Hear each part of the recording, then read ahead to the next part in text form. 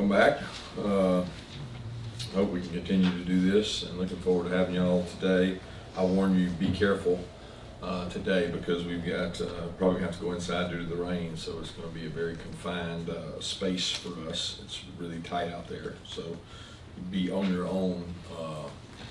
We don't have any liability for you, Chip. Okay? So make sure you cover yourself when they come flying on the sideline over there. Excited to get to work on these guys. You know, we didn't get to play them last year with the COVID kind of experience we had headed to Nashville, where our fan base always does a tremendous job and turns out. I'm excited about that. We'll have to prepare for an early preparation, because it's very different when you have a pregame meal at possibly 7 o'clock, 7:30. So that'll be different for us. One other thing I forgot to mention is excited about the Dogs on Tour and the money that our pro golfers are raising. I want to give some awareness to that. And, those guys are challenging everybody to make pledges for the number of birdies they make. So somebody told me I needed to make a pledge. So I'm pledging $1 per birdie for those guys, which you don't think will be much, but somebody told me that could get anywhere from $5,000 to $10,000. But those guys are giving back to the university, and I think it's great. Anybody that plays here as an amateur and then goes on to become a professional and be able to give back, which those pro golfers have done, I think it's a tremendous honor for them to do that, and want to help out with that. So with that, we'll open it up. Just raise your hand if you have a question.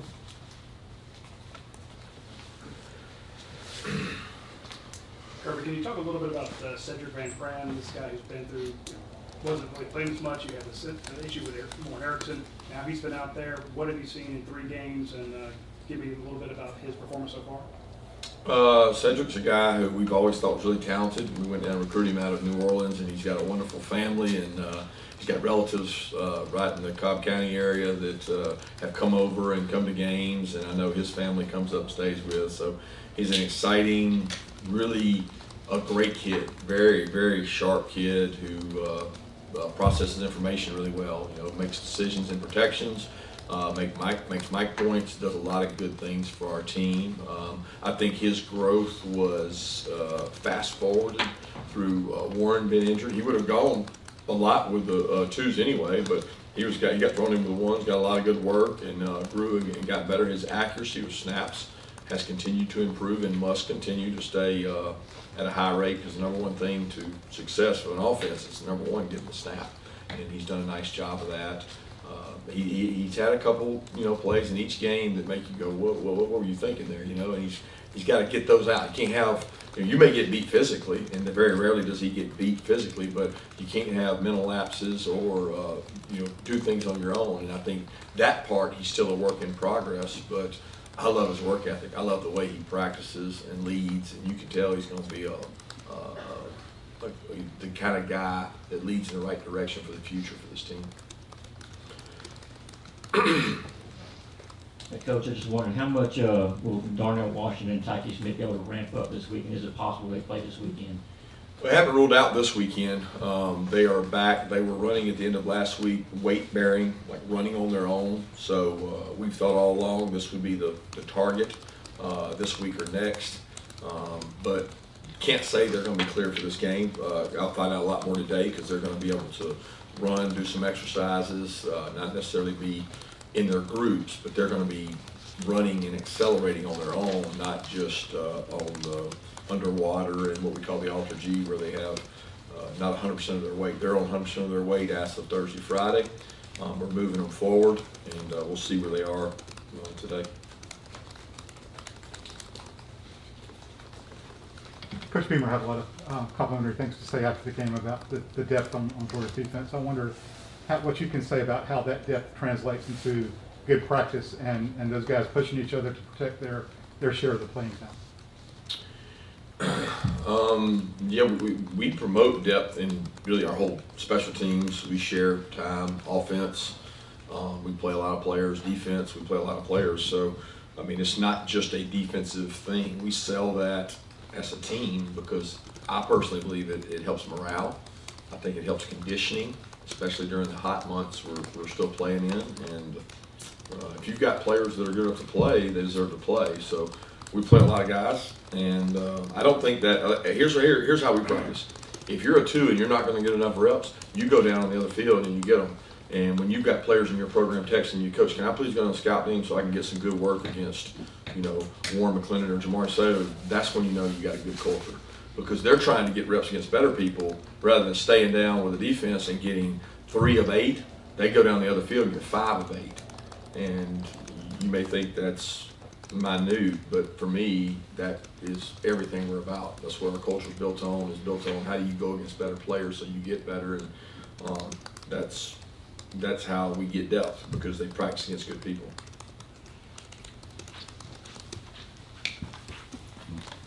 Coach, JT was and you both talked about that he wasn't necessarily 100% last week. Just wondering how he came out of the game. Did he hold up okay after all that play? And do you foresee any kind of rotation at the quarterback position going forward? Yeah, I think JT came out of the game pretty clean. They had the 1 sack, but he was down before he got hit.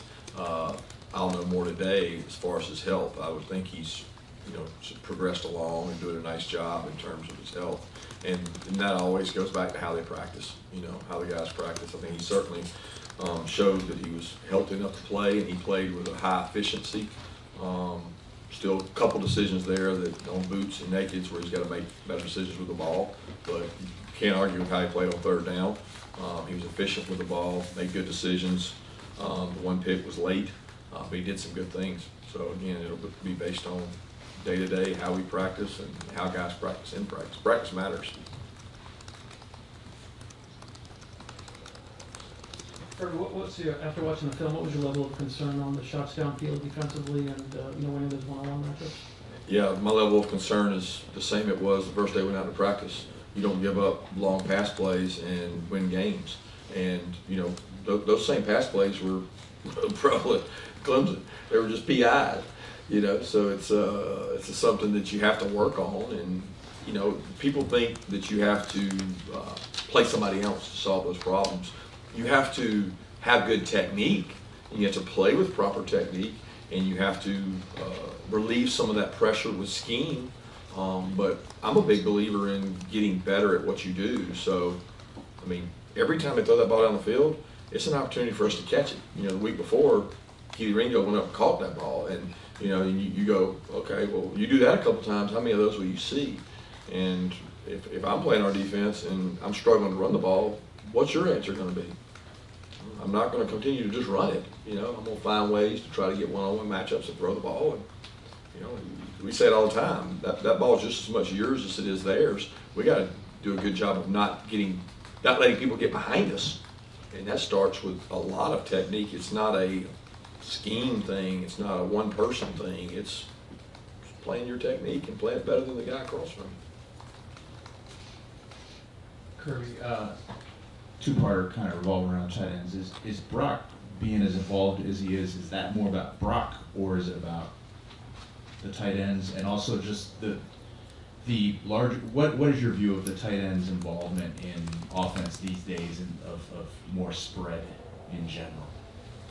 Yeah, I think it's just based on who the tight end is. Like, is spread made the tight end position more prevalent? Not necessarily, because there's teams we play that do the same plays with a running back that we do with Brock, right? There's teams that we play that do the same plays with Brock, they do it with a receiver. I can't comment. The NFL, there's been more tight ends drafted in recent drafts, but it has nothing to do with the word spread. It has to do with a guy that's a viable blocker that has replaced the fullback in traditional offense. He can also play on special teams. He can run, he can catch, he can run after catch. He can block maybe a little, maybe a lot, depending on who it is. The tight end position has evolved in the NFL, therefore it's trickled down to high school and college offenses. But it's really about who the guy is, right? It's not like everybody wants to just say, well, the tight ends are getting used more. Well, if you got a tight end that runs 4.5, then he presents a viable option.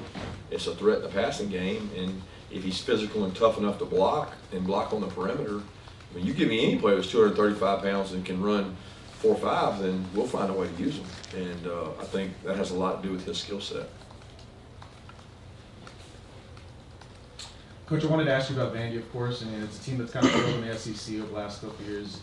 What have you kind of seen from them with this new coaching staff, and also how do you kind of keep you guys up for a game like this against a team that hasn't been playing very well as of late? Well, I'll start with Clark. I think he does a tremendous job. Number one, he's an alumnus of the school. He takes a lot of pride in the school, just like I do here.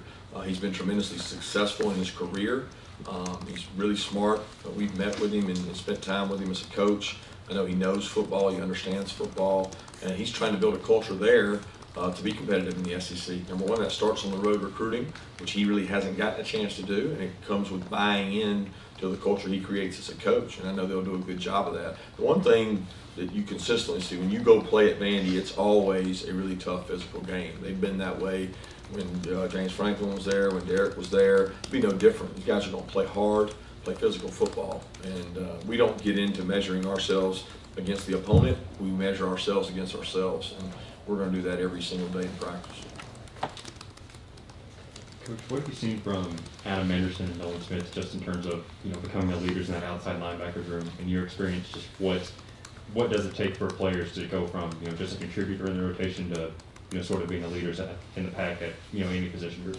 Experience, and they both have that. So those guys paid the price of experience in years past, and they've got confidence and experience now. So when you play in this system, you play under Coach Lanning, and he's coaching you every day, telling you the ins and outs of formation, stances, everything he can tell you.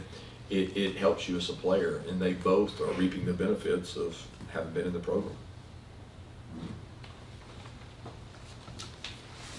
Hey, Coach, you've always been real big about your team being player-driven when it comes to accountability and things of that nature. Just wondering how is this team looking like it's doing in that regard right now? Up and down. I mean, there's days it could be better. There's some days it's really good, and something we're a work in progress. I mean, in terms of player-led leadership, player-led events, player-led conversations, I mean, it's never as good as I want it to be, and it's never as bad as the worst it's been. So that's a hard measuring stick. It's day to day, and it's something that we constantly trying to grow. Like, you develop leaders, right? You develop them on how you do what you do in the off season, how much time you spend investing in them as a staff, what time do you spend on an individual basis with each player, letting them know what's important. You get that in return on investment with the time they spend with the team and the time they lead the team when you're not around.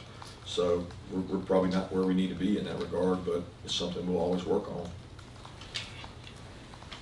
Coach, following up on Adam Anderson, I've been in enough coaches meetings when they review tape to know how that probably went over when Adam Anderson goes downfield and runs through a blocker and makes the tackle he did this past Saturday in that game. Can you just talk about what he lends on special teams and the importance of having starters in those roles play the way he does on special teams? Yeah, Adam's always done a tremendous job on special teams. I mean, he's a perfect for special teams, right? 6'4", 230, 235, runs really fast. Like, what more could you want than a fast big guy on special teams? And he's always taken a lot of pride in that. Adam has reasserted himself on this team as someone who cares. He used to miss academics. Now he doesn't miss academics. He used to miss treatment. He doesn't miss treatment. You watch the growth of a player, and I've seen it since being here. From year one, they don't have a clue. Year two, they're still trying to figure it out. What do I do? I don't want to do this. I don't want to do. I do want to do this. To year three, oh, so this is how you're supposed to do it. And he's in that year where it's like, I understand what I'm supposed to do, and I understand why it's important to do it that way. And he's done that on special teams and defense. And he doesn't play so many snaps on defense that he can't play special teams. That's part of the value in playing players on offense and defense. Not every snap is that you get the value back in special teams. Kirby, I don't know that we've had an opportunity to ask you about the DGD fund. What does it say about the culture of your program that you've got players that are willing to use their platform to give back to their community?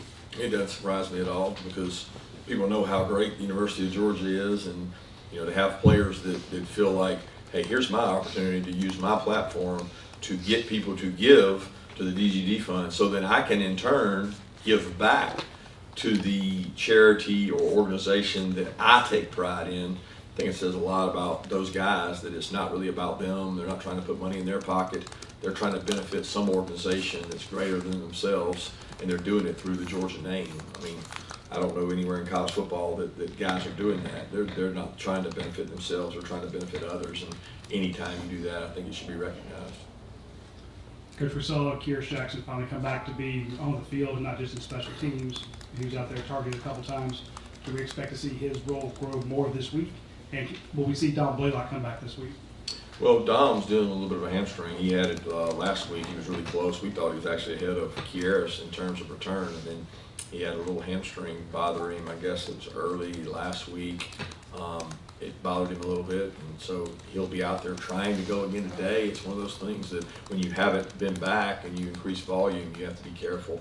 But Kieris did a good job in the game. You know, he had the 2 catches, did a great job. One of the smart, intelligent plays to declare down after catching the ball because the clock was going to run. If you can't go score, get down because we have a timeout. And he was very aware of the situation, and he's a good player, you know. And hey, you know what? Lab McConkey's doing a great job too. So those guys understand that we've got guys that are playing well, and as you work your way back, you outwork the guy and outplay the guy in front of you, and you get to do that. And Kieris is still not 100%. I mean, he's out there playing probably at 90, 95, and continues to get better.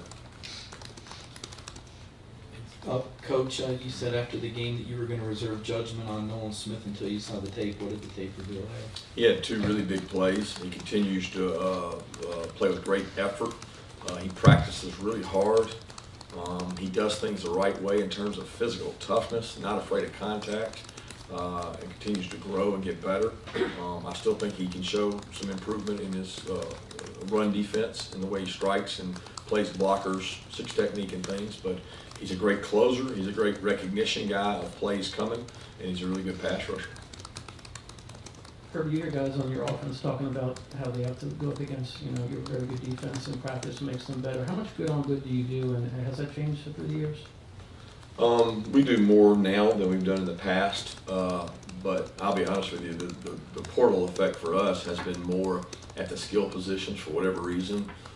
So the 2 skill positions, we're down numbers in. You know, we're deficient at receiver and we're deficient at DB in terms of what we need to practice against each other with scout teams. So what happens is you say, what's the best way to get good on good reps? You have to go against each other. We used to have 3 or 4 guys on the scout team. We would have a, you know, Matt Landers, we'd have a Kirby Jackson, we'd have, you know, guys down there that were really good players going against them. And now we're not able to do that because of our depth and our injuries. So we've chosen to take a route of, you know, going good on good more than we have in the past. We still do scout periods, and I still applaud and reward players who give great effort on scout teams, but our trenches on the scout teams are better than our skills on our scout team. You opened by saying you were glad to be back in here today with us. Can you say if that reflects improving trends on campus or with your team, or how that stands? Yeah, our team has done much better since our last spike, but I mean, that's a day-to-day, it's on a continuum, right? As soon as you say that, you'll get a text in 15 minutes that somebody's not feeling well. So my big thing is to not assume anything and take as little risk as possible in terms of our team and our exposures. I don't actually know how to do it on campus, though. So.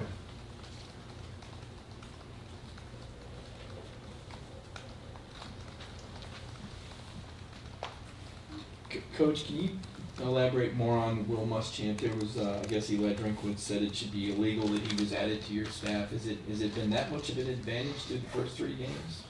It should be illegal that he's added to our staff. So people that lose their jobs should be able to get jobs? He was joking about it. Oh, I got you. That's different. So, I didn't get the context. That's more like Eli to be joking about that. I wouldn't think he'd be serious about that. No, what he's added is experience and value. I mean, you know, there's no price tag you can put on being a head coach at 2 places in the SEC, being a defensive coordinator, winning national championships, going to coach at Auburn and being all over. There's no price tag you can put on the value that he adds in terms of that, and that's experience gained on our staff. That's also relationships with players. He does a tremendous job of keeping our players confident and in improving their skill set, not to mention what he brings to the table in recruiting. So he can fill a lot of roles, and he's a talented coach, and he's very loyal. So I appreciate all he does. Got time for 2 more questions?